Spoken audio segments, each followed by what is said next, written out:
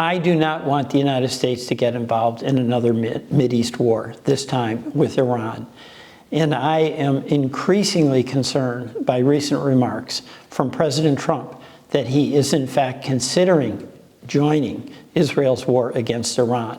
What's becoming very clear is that Prime Minister Netanyahu is doing all he can to lull President Trump into abandoning the commitment he made as a candidate to keep us out of Mideast wars, to get him in yet another one. Since he came into office, President Trump has been focused on diplomatic negotiations with Iran. We do not want them to have a nuclear weapon, just as Obama did not want Iran to have a nuclear weapon. And just days ago, Trump's peace negotiators were set to meet again with the Iranian negotiators. I supported those negotiations. But Prime Minister Netanyahu, he has been talking about bombing Iran for 30 years. He put those talks to an end with his targeting of Iran's top negotiator on the first night of the airstrikes. And those strikes, by the way, have not included just nuclear facilities, but Iranian leadership and civilian centers in the heart of Tehran. These are telltale signs that the Netanyahu goal is not just about Iran's nuclear program, it's about regime change. Prime Minister Netanyahu is determined to get a new regime in Iran. But you know what? That sounds easy, but what we've learned over and over again, that forcing regime change from outside in the Middle East does not create lasting peace. Quite the opposite.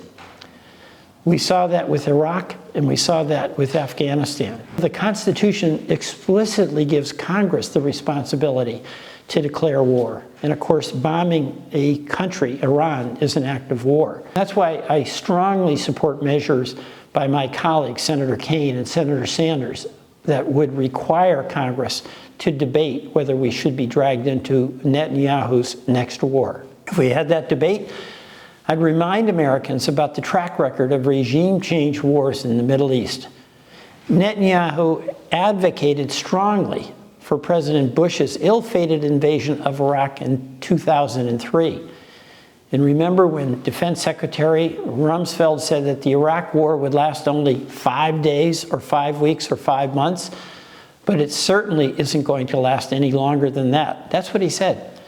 8 years later, and thousands of American soldiers were killed, we knew how wrong he was. If we had that debate in Congress, I would remind Americans that President Bush promised the war in Afghanistan, America's longest war ever, had clear objectives.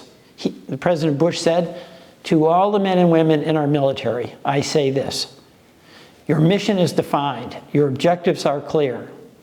Yes, of course. 20 years later, and thousands of lives later, we're back to the Taliban in charge. And if we had that debate in Congress about this proposed war, I would remind Americans that Netanyahu has already had a chance to try bombing his way to peace. 60,000 lives have been lost, and we flattened the homes of over 2 million people, orchards, schools, and hospitals. And in fact, the population of Gaza is still under siege, not getting access to the food and the medicine that are absolutely essential if they're not going to starve. Senators of both parties must come together to oppose allowing Netanyahu to pull the United States into yet another forever war in the Middle East.